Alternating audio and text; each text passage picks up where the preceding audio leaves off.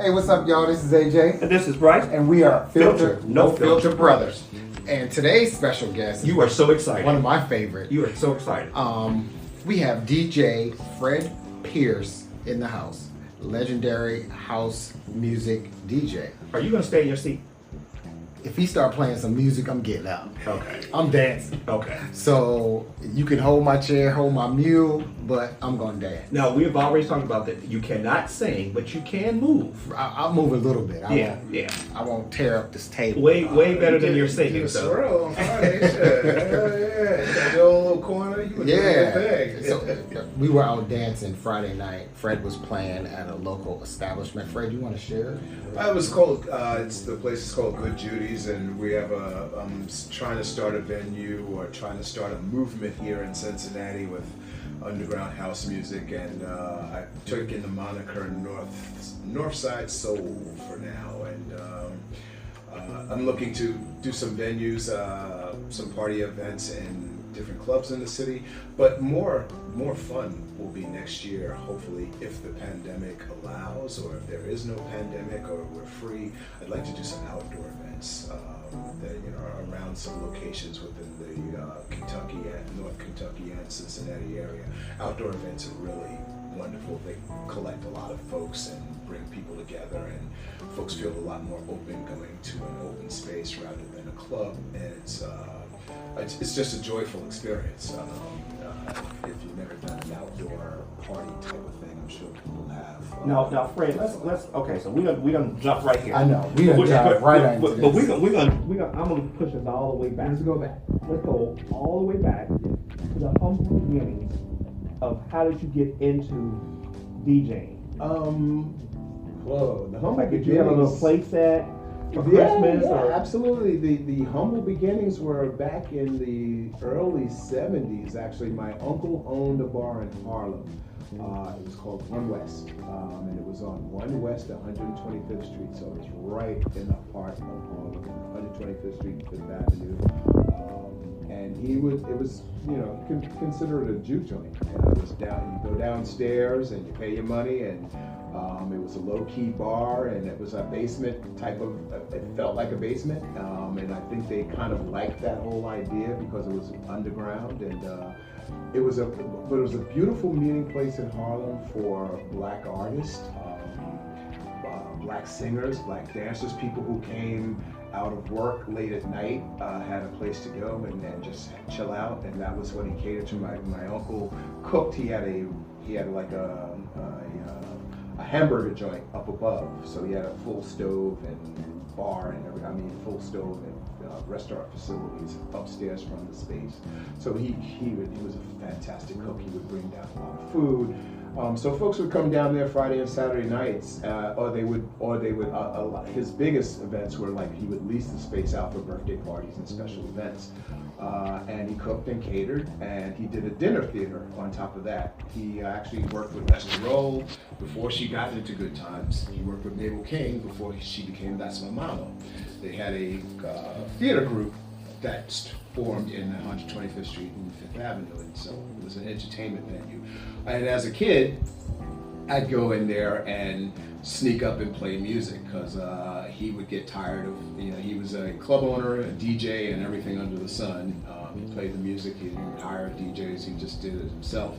And so we picked up on that. His son, my cousin, was a year older than me, so we would just be, the two musketeers going and running downstairs. And when he got tired of playing music, we would take over and play music, and we knew that format, that, there was a specific format that he had that we actually just understood without even reading into it. He had a programmed set of music. You had to play these songs, and that was what got the crowd going. Once we picked up on that format, we took it from there. And as young kids, we did our own little improvising, and but that was the start. So from the beginning, and disco started in New York right around that same time, and so eventually we got to sneak away.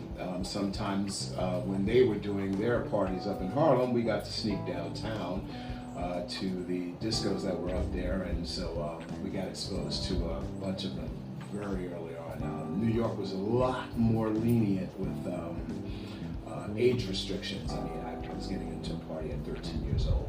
What? New York City club at 13. If you big, you can get in. Yeah, I was tall. We were big. And we were black, so they think. Oh yeah, let them in. In the late 70s, that yes, was right. Studio 51, right? Yeah, Yes, 54. 54. Yeah. We tried to get a Studio 54. We didn't have the look. We went over there with fake little outfits and little tiny, little gaudy shit, and they were like, "These little tacky bitches." No, girl, You ain't getting in tonight.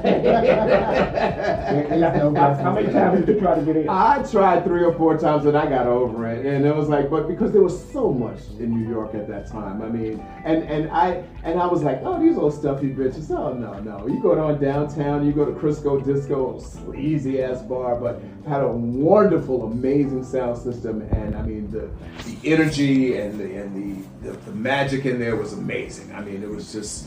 Yeah, as magic as Studio 54 was, I don't regret. I have no regrets of not getting in its prime. I went later. Mike Stone did parties there, and then he was a black promoter, and he let more black folks in at that point. And so I got to see Studio, and I was like, okay, this is cute. Still didn't compare to the shit we had going on downtown. But there seems to be a lot of, let me get right to it. There seems to be a lot of money in DJing. So where are some venues that you've actually played at? Well, in New York, I've had the honor of playing in some of. I did not get to play in Studio 54, but I did get to play in Xenon. That was Studio 54's competitor. I got to play in the Sound Factory and the Sound Factory Bar, and I got to play in Twilo, which was the next revision after Sound Factory, and I got to play in every location that the Shelter was in. So the Shelter moved 3 times, and I got to play in every location within this Shelter had. So I got to play in some real fun, prominent spots. I've had some fun in New York City. So if you had to describe the type of music that you play mostly, how would you describe that music? It varies. I played for a black gay community. That was the focus of all of the music that I've done. They were my target audience, they were my niche audience, and they went through a transition throughout the ages, and so I kind of went in the flow with them. We started out with what you can consider house music and garage music. People will talk about the history of house and all of that stuff like that. Yes, disco was the prominent thing. Disco kind of phased out, but it didn't turn immediately into house. There was this phase where it was just it was a blend of soul music and house and soulful music and disco. You could categorize it as garage music, actually, because Paradise Garage was the forefront of it, but it didn't. I mean, it wasn't just starting there. It was all over the place. Better Days and all of them. There was plenty of places that were providing this type of music. That was disco music for black people. That was the predetermined house music. So some of that music though didn't have words to it. Some of it didn't have words to it. So that's what I started out understanding. Yeah. That the house music or garage music was basically music, and when it didn't have words, it kind of transcended people, color. It just was music. Right, yeah. Music that made you dance. Yeah, so I guess that was when the house music came, because even when House in Chicago came out, there wasn't a lot of words to it, or it was just overdubs. It was like one phrase, just repeated over and over again. Repetition was the thing that made house music, that hypnotic sound, and you're on a dance floor and you just hear this hypnotic sound all over and over again. It takes you into what they conventionally call trance, because that's what it did. You just have this repetitive thing over and over again, and it takes you into a trance state. So techno, trance, and all of that were derived from that, from that idea of repetition. So you mean you don't have to smoke anything to get this trance? Well, it all depends on where your life is. You have to take drugs. I don't know about dancing. I haven't, but I have. But it is what it is. Whatever's going to get you to where you need to go for it, or whatever the case is. And some of it's extreme, and some of it. It's definitely enjoyable. I mean, there's definitely been moments in the clubs where medicinals definitely came into play for sure. And like most genre of music, you have that added feature to it. Oh yeah. But being able to get that trance or that high from music is something that people search for, which is why it has such a large following. That's why it has now. yeah, absolutely. Now, you mentioned Chicago, so in house. The house actually started in Chicago because there's this whole fight about there's this big fight about where what the music that I consider. I remember hearing what somebody called house music the first time in New York, and it was from Chicago. And it was just that they took a disco record and then they repeated it. And, they just dubbed it and just ran it over and over and over again. But just the fact that we were familiar with the disco record from before, and you're just running it, and just kind of because that's what DJs did anyway. Right. They would take the hot little point of a record and just keep running it back and forth. So now somebody just did that electronically and put it on a record, and this was fascinating. So. In that sense, yes, house came from Chicago in that sense that they took this little syncopated thing and packaged it, but the music that they took was New York based. Okay. So there's a blend of both of them. They the source was still New York. What they did with it was very Chicago. Who was some of the names in Chicago who was doing house music? It was artists or Jesse DJs. Saunders, Frankie Knuckles. Frankie Knuckles was definitely, he was one of the big ones. He got his name in New York and then went to Chicago and just branded it, and so. But there was Jesse Saunders, there was Marshall Jefferson, there was quite a few folks, and I don't even because there's a lot of names that didn't blow up. Steve Silcurley, there were some great folks that did, this house sound that was, it was fun because it had tons of energy. It kept you going. It was repetitive. I mean, you could put on that record and I can go to the bathroom and come back and the folks are still texting. From a statistics standpoint, how many DJs actually were of color? In the house music scene? Uh-huh. Oh, damn near all of them. Okay. Yeah, damn near all of them for the most part. And then it, then when it went to the techno and then it went into other fields and branched out or whatever the case is, moved to Detroit and all those other. But even the first techno folks were black, but then because of that syncopated electronic sound, it kind of just caught on to all. You look at it. You look at the same thing with rock and roll. It was a black thing, rock and roll started, with, the dark lady, and she, doing her thing on the guitar. Once it became electronic and that little tinty little, just something about that wine, that they just fucking go crazy off of. Okay. And the same thing happened, house, it started out black and even techno started out black, but then the more and more electronic and high pitched it got, then it got this crossover appeal with everybody. Black folks tend to always gravitate toward the low frequency type of sounds, the basic things. But once you get to the higher frequencies, it becomes, just more global. Okay. Now, being a DJ back then, because it's not like being a DJ now, how many crates did you have to carry for? My first gig, I carried 11 crates, 12 crates of music.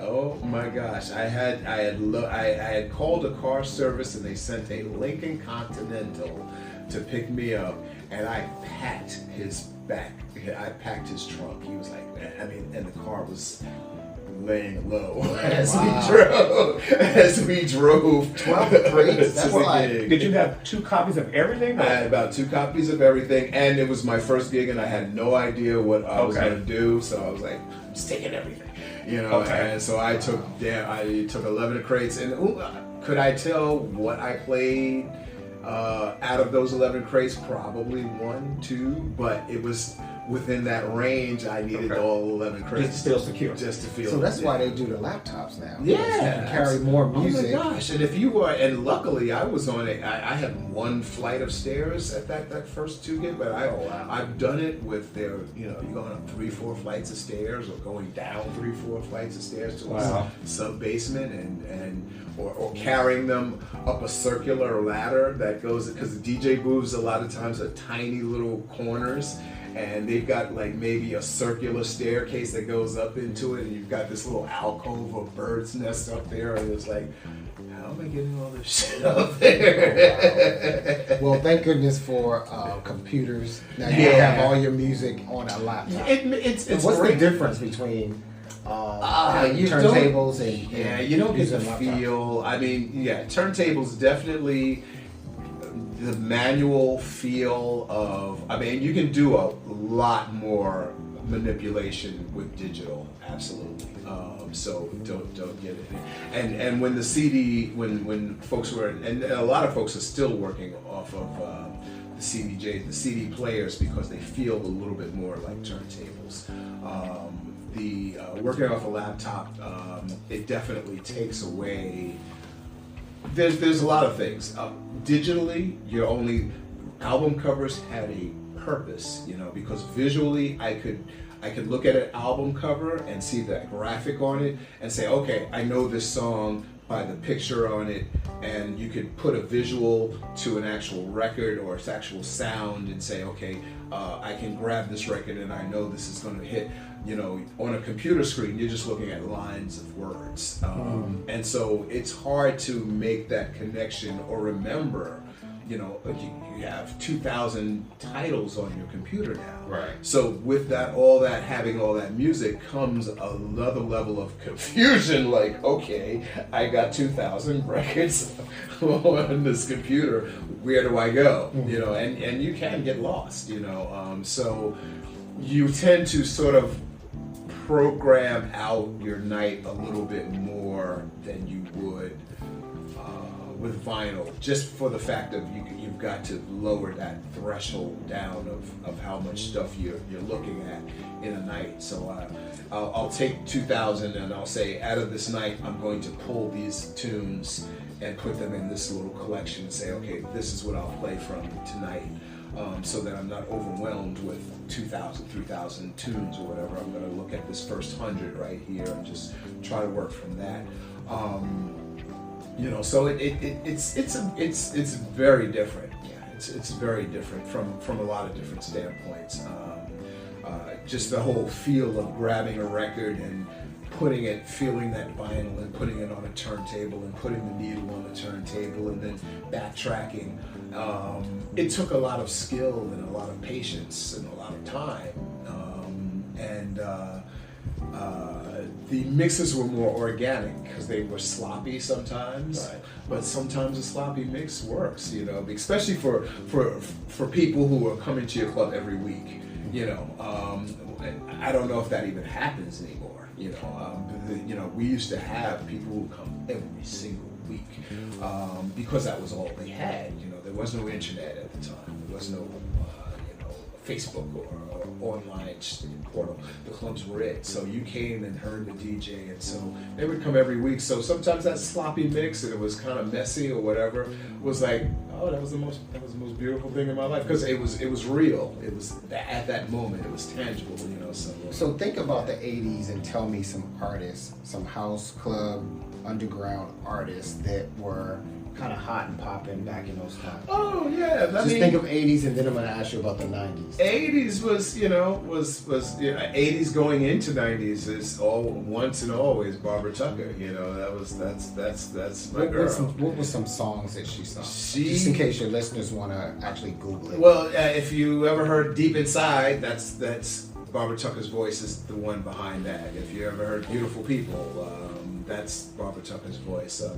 She's been dubbed in a lot of other tunes or whatever the case is. But I bring her name up because she was a Brooklyn resident, and the first set of parties I was doing was in Brooklyn, and we brought her on.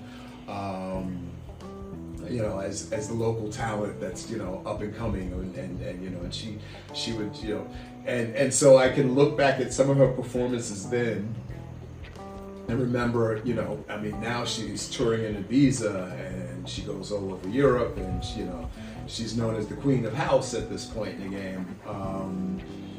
But you know, it's still fun to know that, hey, I remember when we started out, you know, in the same places and stuff like that. Who else?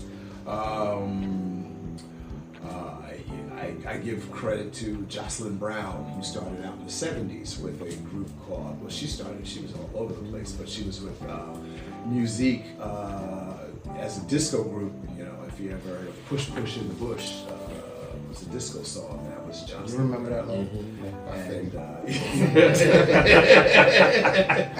And then she went into the 80s and did a whole lot of, you know, a lot of fun stuff with one of the most prominent house music producers was is still Louis Vega, and New York Soul and Masters at Work.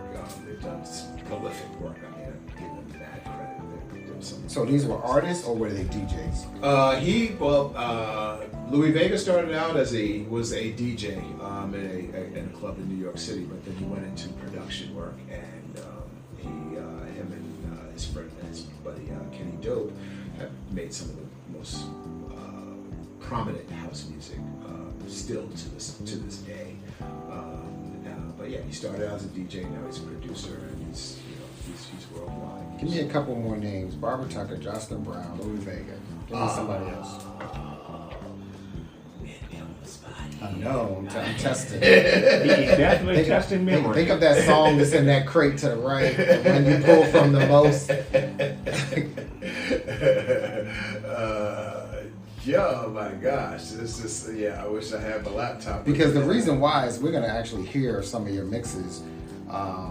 Lowe's going to work some of these mixes in and let you sample some of Barbara Tucker, Jocelyn Brown. Yeah, absolutely. Go into your vinyls and pull their stuff out. Okay, yeah. So now, that. So we have the Funky Green Dogs that did some fun stuff called "Been a Long Time" in the '80s and the '90s. Was "Been a Long Time" and that sound and it's that sound I get down. The kids, oh shucks, I used to play that. Kids would act a fool. So what's the difference? Like how do you make money being a DJ?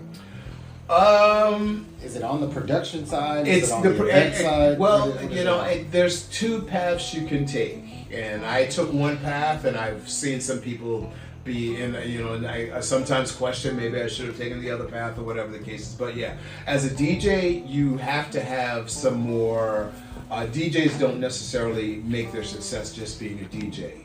Either you control your party, so you are more on the promotion side, and so you control the parties that you do. So you are hands-on with everything from who the people are coming to, how you're marketing to them, which way you're marketing to them, the club venues that you're getting, and the deals that you have to make with club dealers and club owners and bosses and stuff. And then the other side, which actually, from what I've seen now, is more lucrative and probably more artistic, is you go on the production side, whereas you produce your own music, you start making your own music, or you remix other people's music.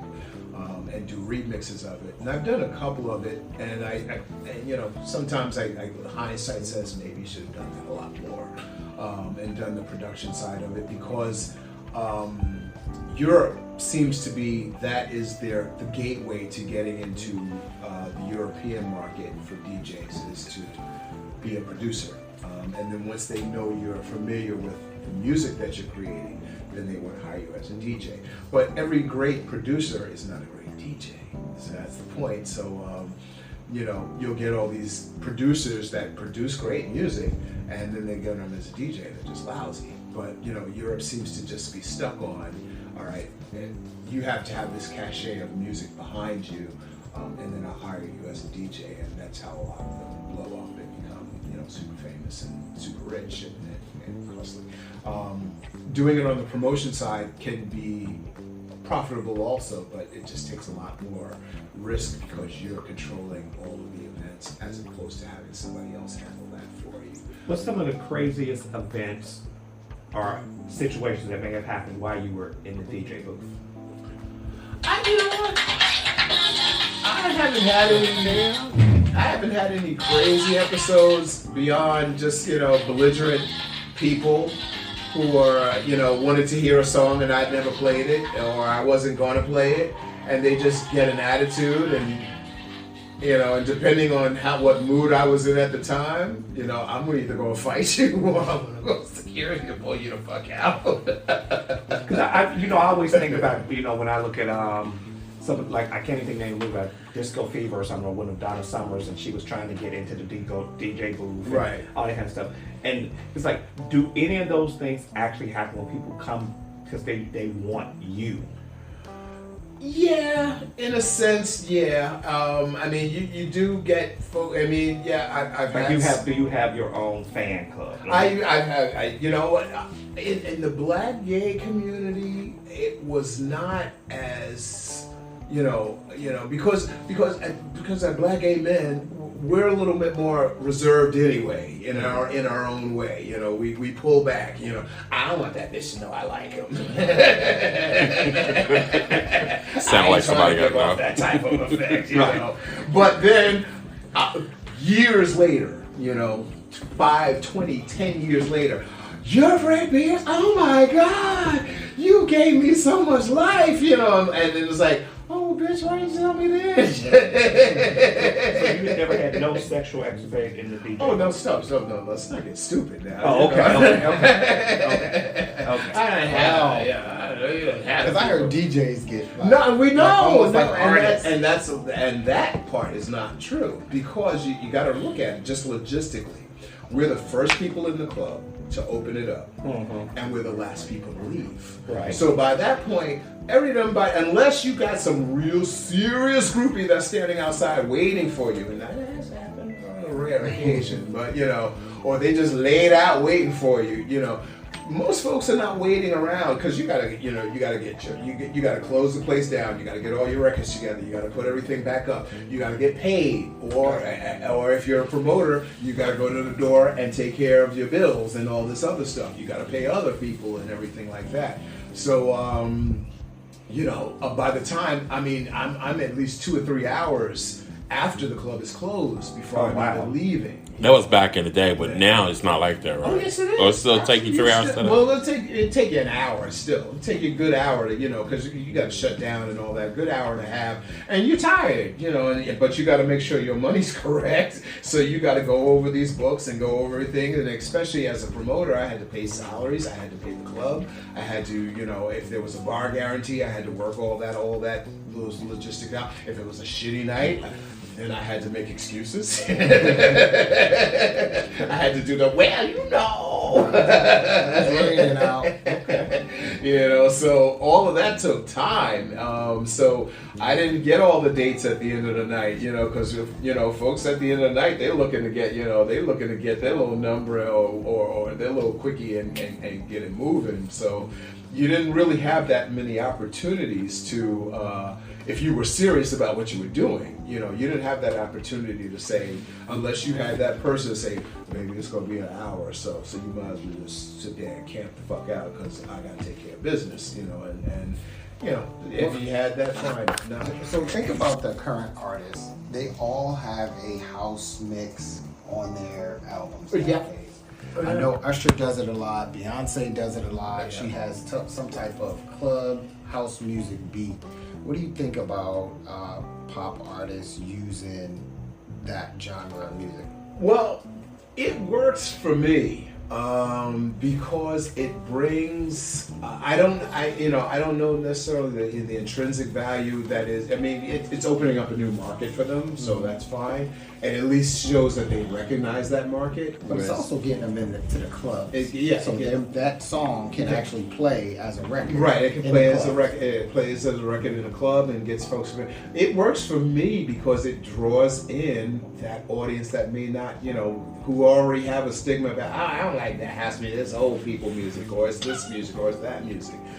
So they've already got their pent up opinions about, you know, what house music is, and so I can throw on a Beyonce remix and it connects, you know, immediately. You know, I even did that on Friday because I saw some of that audience, and I know even the manager there is keen on a lot of pop music, so I played a lot of pop remixes because it kind of at least gets them familiarized to the beat pattern, the rhythm, and everything else like that. And then you can try to move from there into, you know, the other stuff. So it did get them on the floor. Yeah, it gets the folks on the floor. Yeah, it gets folks on the floor, and you know, and if they're open or drunk enough or whatever it is enough, or in the whole spirit, then you can take them on, you know, take them on that next journey or whatever the case is. Now, you know, you've got your pure house heads who think it's awful, you know, that it's, you know, adulterating the house sound, and so yeah, you have to work against that conflict, you know, when and that was the whole thing in New York. You got the house purists that, you know, they don't want to even deal with that type of thing, and I'm like, well, I'm not a purist, but I do think it keeps it relevant. It keeps it relevant. It keeps that type of music relevant. And it's fun. You know, if you take a record that's 98 beats per minute or 77 beats per minute, some very slow, you know, most hip hop is below 100 beats per minute. It's in the 97. R&B is in the 97. Hip hop goes down to 65. You know, a standard house music is 125 beats a minute. But you know, trap that's music, why it gets people moving. Right. So and trap fast. music is 65, 75 beats a minute. So half of what house music is doing. So it's a whole different rhythm pattern. So if you could take that music with that rhythm pattern, speed it up, and still make it sound good, I think that's fantastic. I'm all for. I'm like, hey, this works. This is cute. So if someone wants to hear you play or get a sample of your record, where could they go to find you? I have some mixes on SoundCloud that I have been talking about updating because those things are about 2 years old now. I have not put up any new thing since I've moved to the Midwest. So I need to put up some Midwest. So if they find you, where are they looking? SoundCloud.com/Fred Pierce. Okay. Yeah. You got a Facebook or Instagram? And I'm Fred Pierce. Yeah, I'm Fred. I'm FP Promo on Facebook. I've got a Facebook page, FP Promo, and I'm Fred Pierce on Facebook. So some people did. I saw some DJs actually playing during COVID. They was actually playing where? They do the live music. And so they were doing live music. Do you do it? Do you ever do that? I did. I was going to, and I set up a whole subscription and the whole thing to do it. But I was moving around so much. I've just moved here from New Hampshire, and moving around so much, I didn't get into the whole live thing. I'm not so, and maybe it's a personal thing. I'm not so keen on the live thing. You know, just standing around looking at a DJ play. You know, I mean, I don't think I think the music that I'm playing is interesting. Me actually looking at me play, I don't see where the fascination is. Well, you got to wear something that. You know, I guess I gotta do shows. Show that chest. Well, no shit. I gotta throw some titties out. Right. You gotta do something for the audience. Some titties. Yeah, because we want to hear the music. You got to keep that music alive. Right. So yeah, so I'll do. You know, so I still do my music mixes, and like I said, I'm going to be upgrading probably next week because I did make some new stuff. I actually recorded Friday, and I'm going to review it. And probably put some clips of that night up, but it'll be audio because as a DJ, it's all, to me, it's about sound, and so that's why I didn't do the live thing, because I just it just was like, okay, I don't knock any DJ that does it, you know, if they like to be in front of a camera playing music, well, go for it, but it just wasn't. Looking at myself playing music was just not working for me. Now, with today's music, who do you listen to? That, you know what, there there aren't any artists that are consistently putting out stuff. There's just a lot of DJs and producers that are putting out and those they're remixing people's stuff or putting out stuff. So that comes back to Louis Vega, that comes back to Jihad Muhammad, my boy, he just put out a bunch of stuff, and his name is just slipping by me. But what did you listen to the car on your way over here? I listen to jazz on my way here. I listen to jazz. I listen to contemporary. I have a crazy playlist I think I was listening to my girl. Oh my gosh. It was Donna Washington and my wife. I keep forgetting. Oh, so you're talking real jazz? Real jazz. Real jazz. Okay. Yeah. So what? Okay, if you were to remix an artist right now, which one would be your top, and which one do you think would be more of a challenge? I would love to take, and I keep forgetting. I'm all of a sudden her name is, and it's like, my gosh, I feel so bad that. So you're gonna have to, and on this next break, you're gonna have to play us something current that you like, and you're gonna have to mix it for us. So we'll be looking forward to hearing that. Oh, the next podcast, right? Yeah. Oh, okay. All right. Give me some more. You got 30 seconds. That's right. You gotta break out your vinyls and play something. Yeah. So I mean, it's informative. This is a art music. Nancy Wilson. I would love to remix some shit of hers. Oh wow! I would love that too. Fucking mix. That's my wife's name. Yes. Okay. Nancy Now Wilson. that would be interesting because a lot of people are going back and grabbing old artists, absolutely, and putting them in their songs and putting them in some songs. I just say make sure they get a check. But and absolutely, just pay those royalties and make it work. Yeah, absolutely. Or you do some bootleg shit and don't put your name So on it. on your playlist, if you can get some Beyonce in there, some Usher, Nancy Wilson, and Sade, I'll be Some happy. remixes? Yeah, Absolutely. some remixes. Absolutely. Yeah, Somehow if you can weave those. Oh, songs Sadie. in. I can. Yeah. Sadie got some nice house remixes. Yeah. Absolutely. I think from our generation, I think one things that I have to say is that when you go to clubs, you always hear, back then, you heard so much of Whitney being remixed. It's like, oh my God. Oh yeah. Everything they did was a lot of- Everything was remixed. Yeah. Absolutely. Yeah. Absolutely. Her, Mariah Carey, Michael Jackson. It was Michael Jackson. Now, my favorite artist you don't really hear too many remixes of. Who's so, Prince? Prince. So, You Or the don't. artist formerly known No, as. you well, don't. Prince. Oh, so do him. Yeah, because so there was Prince.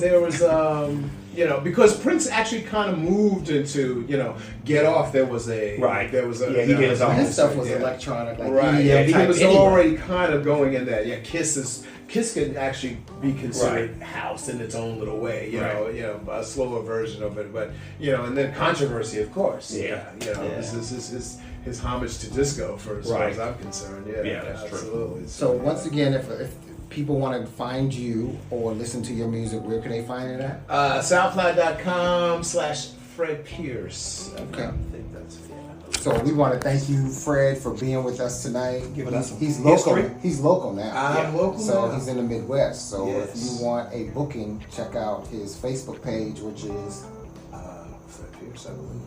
just Google him. Google him, you'll see him. Yeah. This is AJ, This is Bryce. and we are Filter, No Filter Brothers.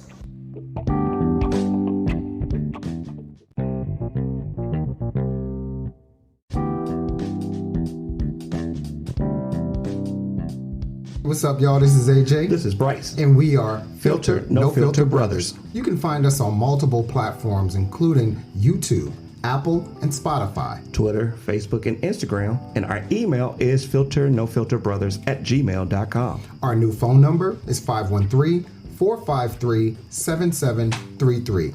Check us out.